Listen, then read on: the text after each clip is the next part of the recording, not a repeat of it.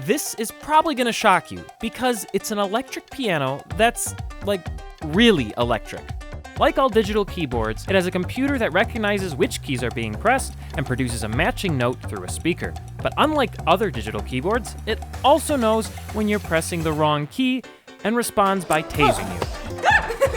Oh my god. It's a simple concept with major implications. But before we examine its inner workings, discuss the complete revolution of the music industry, or watch countless people get electrocuted, I have to come clean about something.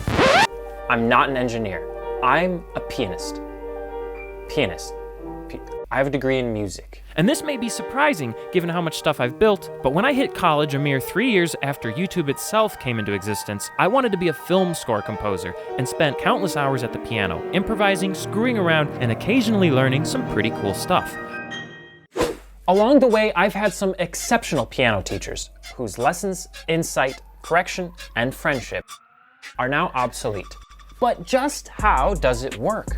Well, if you want to electrocute somebody when they make a mistake on the piano, there's a few ways to go about it. For instance, people often become nervous when they do something wrong. If we measured metrics such as heart rate, skin conductance, even how fast their eyes blink, we might be able to ascertain a pianist's correct or incorrect state of being at the piano, and then simply turn on or off a shock to their entire body.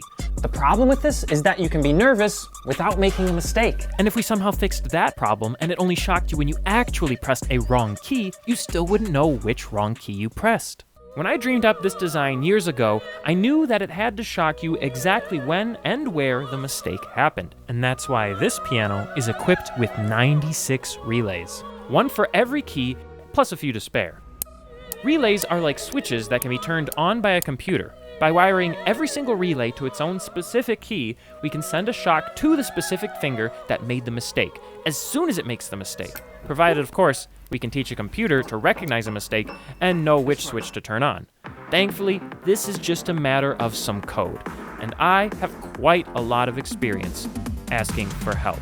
Difficult tasks are much easier when you have the right help. And the right help is exactly what you'll find with today's sponsor, Policy Genius. Life insurance is a valuable tool to protect your loved ones, and Policy Genius was built to modernize the life insurance industry. Their technology makes it easy to compare life insurance quotes from top companies in just a few clicks to find your lowest price. My wife handles our insurance stuff, and she really liked the Policy Genius website's intuitive interface and loved the time-saving autofill features that found and filled much of the insurance information for her. With Policy Genius, you can find life insurance policies that start at just $25 per month for $1 million of coverage. Some options offer coverage in as little as a week and avoid unnecessary medical exams. Their licensed agents are not incentivized to recommend one insurer over another, so you can trust their guidance. There are no added fees, and your personal information is private. No wonder they have thousands of 5-star reviews on Google and Trustpilot. Your loved ones deserve a financial safety net, and you deserve a smarter way to find and buy it. Head to policygenius.com/JoelCreates or click the link in the description to get your free life insurance quotes and see how much you can save.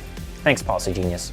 Now, this keyboard could not have tased a single finger without the clever code of my buddy Eric, who has been helping me play with matches since I was a child. It's one of my earliest memories. Eric wrote a program that would compare the incoming MIDI signals from the keyboard with a list of expected MIDI signals from a piece of music, and if there was a discrepancy, it would activate the relay connected to the incorrect key that was pressed. Yeah. But he didn't stop there. He then found a graphic interface by Simon Rodriguez, spliced it with his existing program, and bam. This is incredible. We've got a graphic interface now. Play anything on your keyboard. Now you can see what you're supposed to play, just like those YouTube piano tutorial videos. It worked, I think! And here's the kicker. You can challenge your friends. At least, that's what I did with my high school piano teacher, Chris. Whoa! Of course, I didn't immediately tell him what was going on. Obviously, this is control circuitry for something. All I want is for you to play what's coming down. Nicely done! What happened? Nothing. Why don't you make a mistake, Chris? Why don't you hit? I don't want to make a mistake. Jeez, that's cruel. Once he started to catch on, he was surprisingly on board with the idea. I'd like to teach you another song. The rules were simple. You record a few notes, then you both have to try and play it back. And of course, every mistake you make, you get shocked. He's not gonna make a single mistake. This is gonna be the most frustrating experience. Almost. Couldn't figure out your rhythm at the end there. That's because there was no rhythm. The problem with this game is that the longer you play, the longer and more nuanced your pieces become, until eventually you are just as likely to shock yourself as the other guy. I'm not getting shocked! Oh, I'm literally shaking right now. Are you sweating?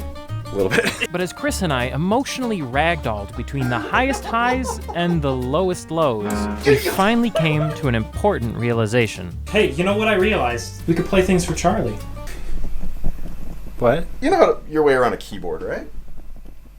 Just No. You know. You've been a piano teacher. Yeah. I've had dozens of students. Charles guy's is gonna be a pro not, in no never time. been a piano teacher, so he's more indicative of the typical user experience. Yeah, he'd be your target. So what we've established is that you can have a good time with your close friends. So, little Charlie, how was your first piano lesson today? Shocking. But what we really need to find out is what the greater music community thinks. For instance, is this something that you could sell in a music store? You said it's more of like an educational tool. Can you kind of describe it to me a bit? It's a piano that when you make a mistake, it shocks you.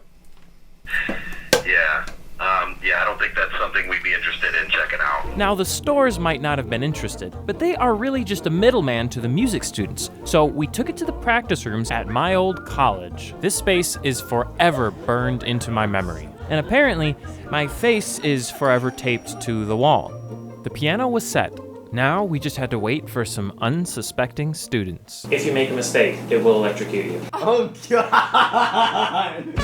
Does it shock you if you press the wrong one? Yes! Now, some clever students were able to figure this out on their own because... I noticed like all the metal. But the keys are not fully metal. It's actually just aluminum and copper tape, which only took my brother like 12-ish hours to apply. This is necessary to conduct the high voltage that is generated by the TENS unit, which is a muscle shock therapy thing.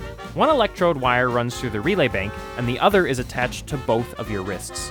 When the circuit is completed through an activated relay, you really only feel it in your finger. And I assume it's because there are way more nerves here than in your wrist. The TENS device is perfect for our use because you can adjust the level of shock. For most people, a 3 is more than enough. Fun. But for others, limits were meant to be pushed. Yeah. I think I can do more. Yeah. What? One more. One more. Yeah. Okay, that's enough. That's enough? Yeah. Even more amazing than her pain tolerance was the overall positive response we were getting to a piano that shocks you. So is this something that you would then want to have as a tool at your disposal? Honestly, yes. This is good because it keeps the people on tempo. Like, I'm motivated to play the right notes. That even includes teachers. That's amazing because you not only have to hit the right note, but you have to rhythmically time it. But what stood out to me the most was that even perfect strangers seemed to greatly enjoy causing me pain. But how far could we take this? If we set up a table at a venue packed with people, like, say, Comic-Con, and asked them to challenge me by playing something on a second keyboard, would they go easy on me? Or would they purposely play something super difficult in the hopes of seeing me get shocked?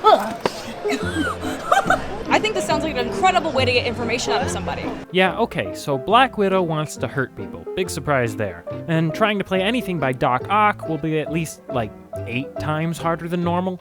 But if anyone's got my back, it's the Cap, right? Good luck. I think it's a fantastic idea, but I'm not entirely sure negative stimuli is the great way to go about it. Yeah, but you would say that because you're like Captain America and you're all a goody two-shoes. You're right. While Steve may have done his darndest to limit my pain, a significant portion of people would play something difficult or just random. I don't mind seeing people get shocked. And I guess I can't really blame them. I mean, if you knew that a piano could shock someone, you would probably want to see it shock someone, even if the player themselves had already been shocked, like, a lot. I just realized that I've been shocked hundreds of times today. And I even cranked up to 8 that one time. I would rather get shocked a few hundred more times than get shocked again one time in that 8. This was all good data. But I felt like I was missing something important. My college piano professor, more importantly, my toughest piano teacher, Beatriz, still hadn't seen it. But after some schedule juggling, I finally brought her to my basement and soberly explained the situation. It will shock you. Oh, like a dog. By the way, this is in no way revenge for the 4 years of lessons that we had. It is revenge. Would she actually play it? More importantly, What would she think? Do you want to try? Yeah, sure. Are you going to sue me? No. Okay, good. For this brief moment, you get to remember what it feels like to be a piano student. You know, With a teacher, with a ruler. She took to the task with dedication and inevitably got her taste of fire. Can you jump back in?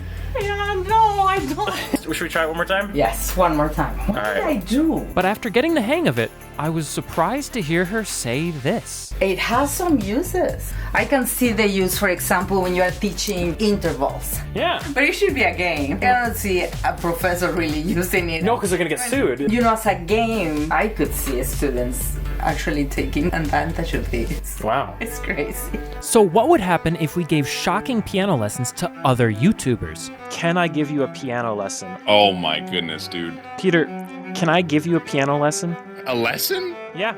Okay. Sure. Oh no. If you turn down the shockies. Comment below who you want to see get shocked. There's already so much that I can't fit into this video, and there were so many amazing people who helped make it happen, especially my buddy Eric.